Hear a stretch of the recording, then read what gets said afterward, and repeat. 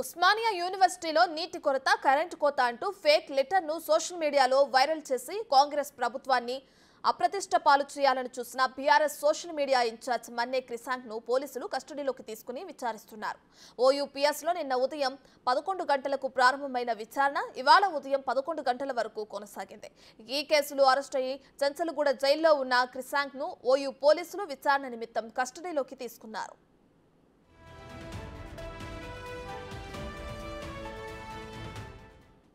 ఓయూలో నీటి కరెంటు కొరత అంటూ ఓయూ వీసీ పేరిట ఫేక్ సర్క్యులర్ క్రియేట్ చేసిన క్రిసాంక్ సోషల్ మీడియాలో వైరల్ చేశాడు.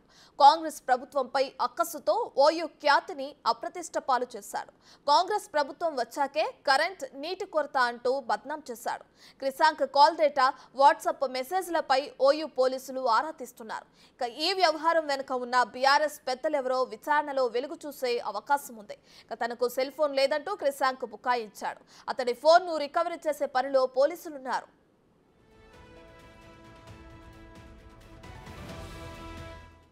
ఈ కేసులో ఏటుగా ఉన్న మరో బీఆర్ఎస్ నాయకుడు నాగేందర్ పరారీలో ఉన్నాడు.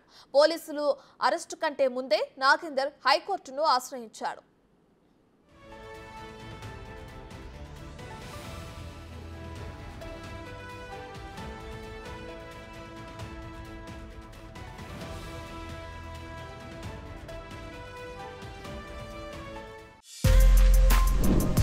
For more videos like this, subscribe Big TV channel.